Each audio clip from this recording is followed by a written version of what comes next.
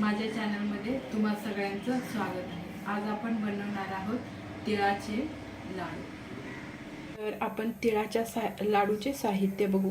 मी 1 पाव तीळ घेतलेले आहेत, बिना पॉलिशचे हे असं तीळ घेतलेले आहेत। 1 पाव चिकीचा गूळ आणि शेंगदाणे भाजलेले, ह्याचं मी थोडं मोठंसं कूट करून घेणार आहे आणि हाताला किंवा कढईत थोडं घालायला तूप।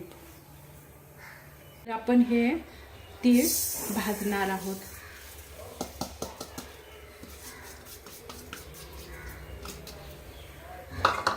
एकसारखं तीळ भाजून घ्यायचं।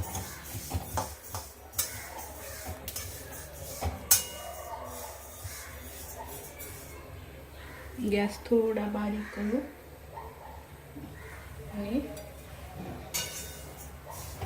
छान आवाज येईपर्यंत तिळाचं भाजून घेणार आहोत।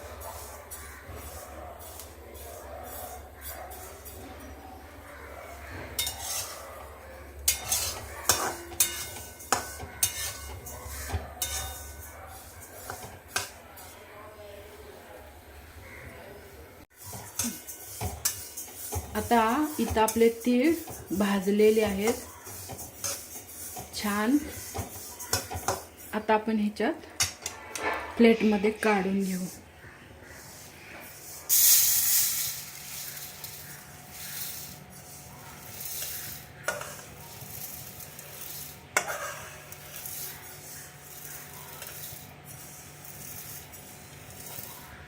आणि शेंगदाण्याचा कूट करून घेणार आहोत।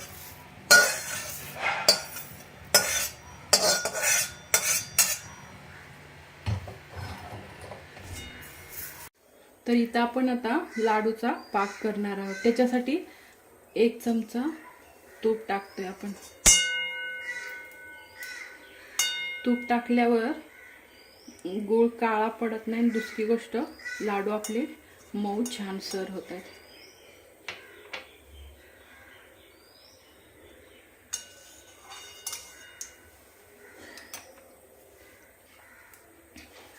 आणि आता गूळ टाकणार आहे ह्याच्यात।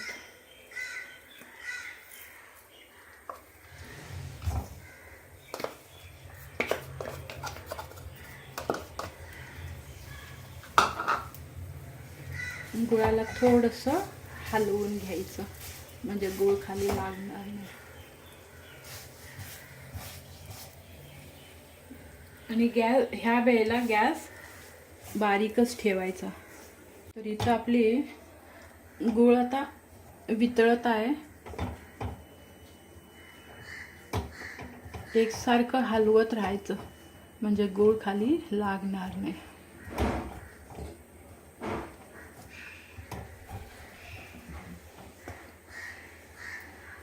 आणि लाडू करताना घाई करायचीच नाही, म्हणजे लाडू आपलं कठीण पण नाही होणार आणि व्यवस्थित येणार, बिघडणार नाहीत।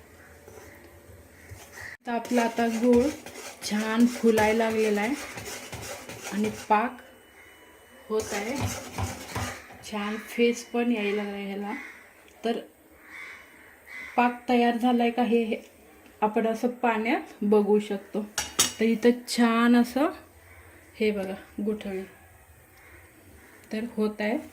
अजून थोडं 1-2 मिनिटं। तर इथं बघता आपला बऱ्यापैकी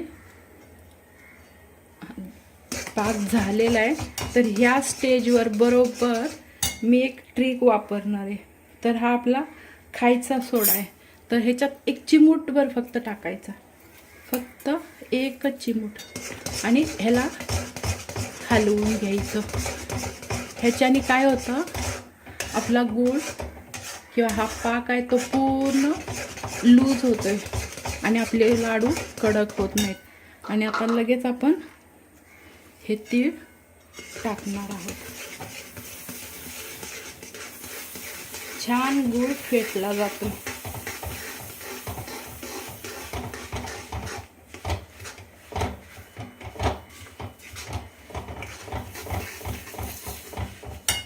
आणि शेंगदाण्याचं कूट. तर छान हलवून घ्यायचं.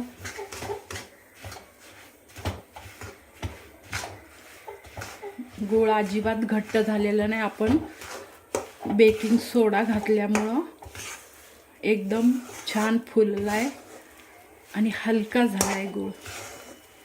त्याच्याने लाडू कडक नाहीत होत. आणि 2 मिनिटं राहू दे असं.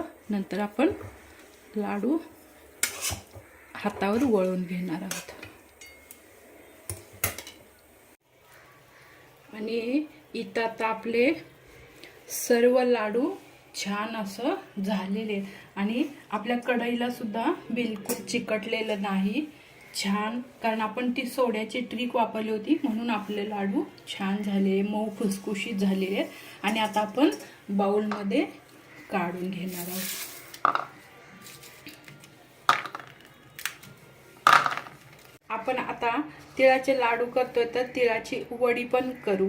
तर हे मी 2 चमचे भाजलेले तीळ आहेत, 2 चमचे खोबरं आणि 2 चमचे शेंगदाण्याचं कूट आणि गूळ थोडा. तर ह्याची आपण आता वडी करणार आहोत. गॅसवर त्याचं वडीसाठी आपण आता गूळ ह्याच्यात टाकणार आहोत. आणि जसं आपण लाडूला पाक तयार केला तसाच ह्याचा सुद्धा सेम तसाच पाक तयार करणार आहोत. पाक तयार झाला आहे आणि थोडासा हलका बेकिंग सोडा, म्हणजे आपला पाक छान फेटला जातो आणि मोकळा होतो पाक. आणि आता हे तीळ, भाजलेले तीळ, शेंगदाण्याचं कूट आणि 2 चमचे खोबरं. आता हे 5 मिनिटं छान परतूया.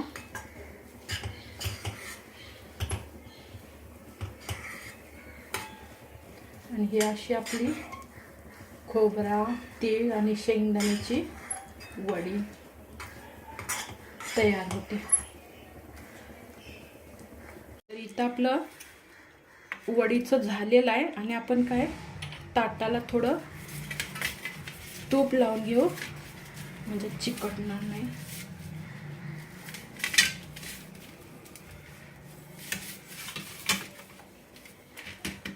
आणि त्याच्यावर पसरून देऊ.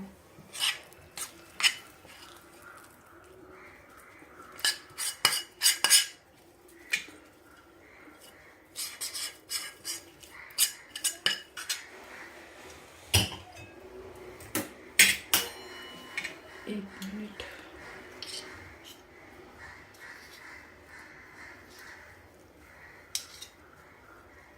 आणि गरम असतानाच हे थोडंसं तेल लावून, त्याला तेल लावून पसरून घेऊ.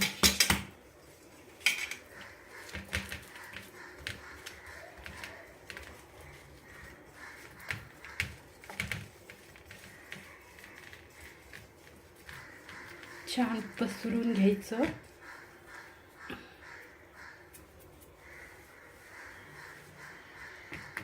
तुम्ही नंतर चाकूने ह्याचं व्यवस्थित चौकोनी कापू शकता. आता त्याला छान आपण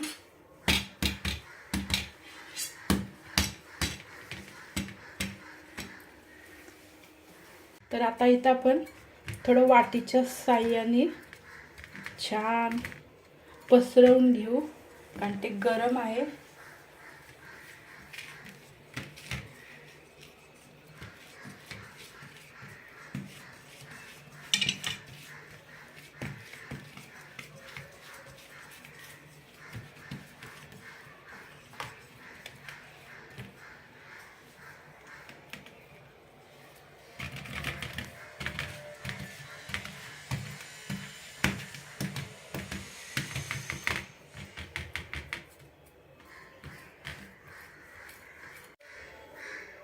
तर आता थोडं थोडं गरम आहे तोपर्यंतच आपण ह्याचं छान वड्या हे करूया.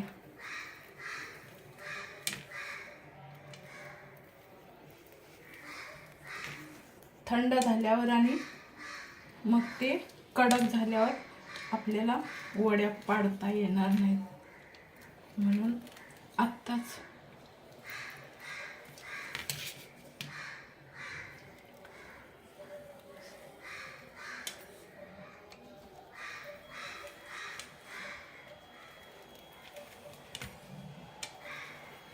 आणि नंतर तुम्ही थंड झाल्यावर हे एक एक असं काढून घेऊ शकता.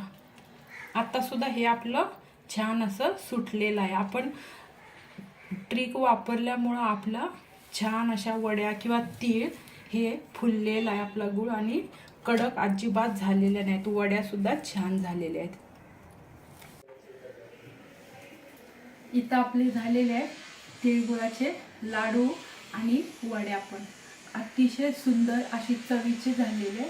तर तुम्ही नक्की घरी बनवायचा प्रयत्न करा आणि माझ्या चॅनेलला सबस्क्राईब करा. धन्यवाद आणि संक्रांतीच्या हार्दिक हार्दिक शुभेच्छा.